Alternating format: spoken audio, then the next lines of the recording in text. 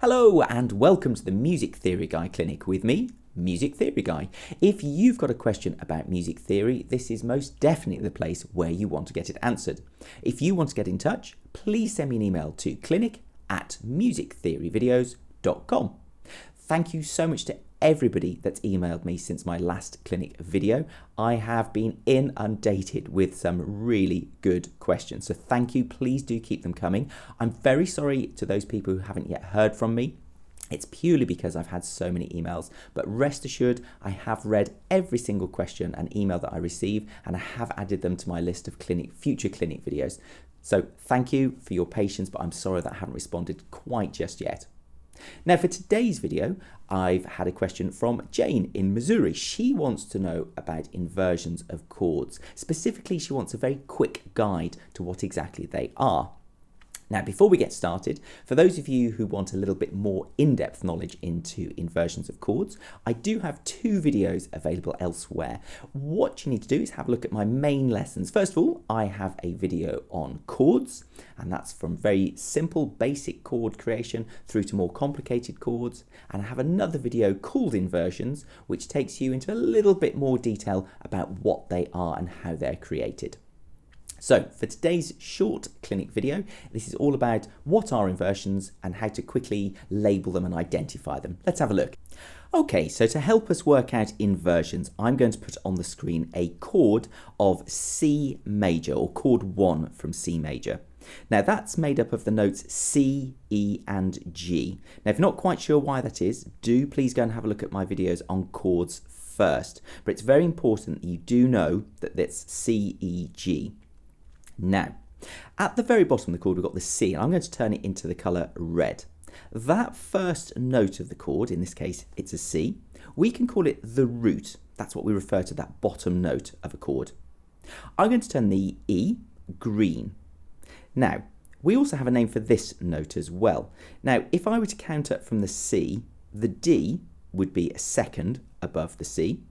The E is a third above the C.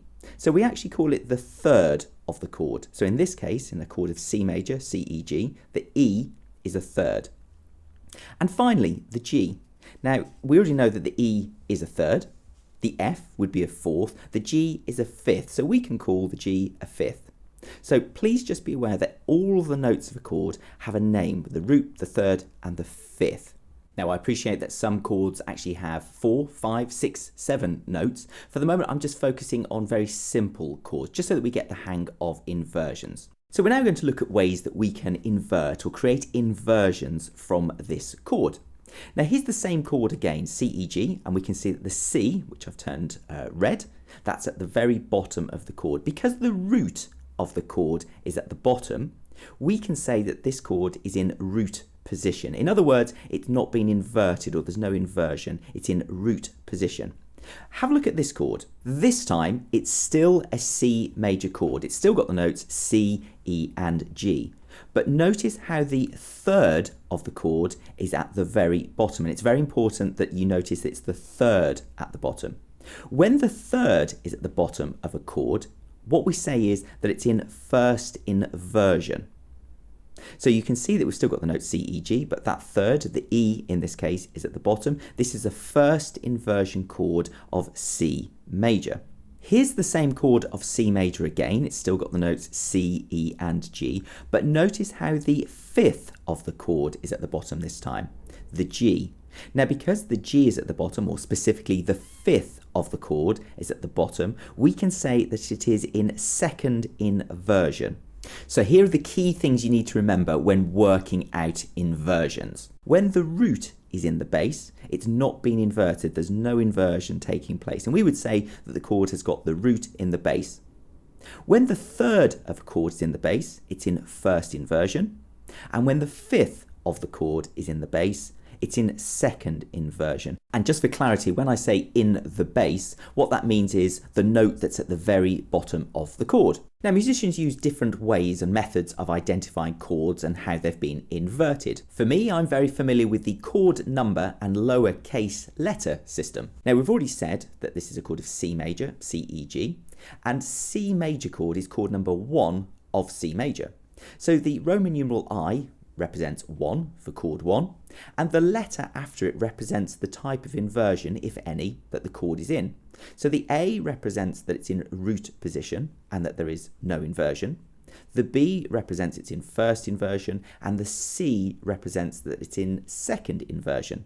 So if I saw 1C, I know that I'm expected to play or to write a chord 1 of C major, but it needs to be in second inversion. In other words, a G has to be in the bass. Another system that's used by musicians, and you often come across this in pop music, is that you'll get a letter, or the first letter represents what chord it is. So in this case, it's a letter C for C major, and then there's a slash, and that next letter represents which note is being played in the bass.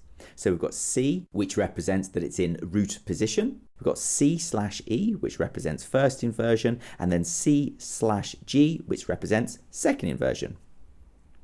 And finally, there's a system that you don't seem to come across that often these days, which is a shame because it's a rather lovely system of identifying inversions, and it's called figured bass. Now, I do have a video on figured bass. If you have a look at my chords videos, I think it's the last one that talks about figured bass.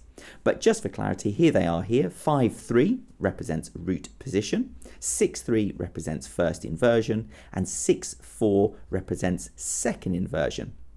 In a nutshell, those numbers are representing how high or where they're positioned above the note that's in the bass. So if we look at 5/3, the 3 represents the E because it's a third above the bass note, and the 5 represents the G because it's a fifth above the bass note. They're the 3 most common systems you'll come across to represent inversions in music nowadays. But as I say, this is very much a quick and basic guide to inversions, how to identify them, what they are. If you want more information about chords, please do have a look at my videos on chords. And of course, I've got those videos on inversions as well. Okay, well, Jane from Missouri and anybody else that's been watching, I do hope that that video has been useful to you. If anyone has any other questions about music theory, please do send me an email. Same address as ever, clinic@musictheoryvideos.com, and I really do enjoy receiving and reading your questions. In the meantime, many thanks for watching.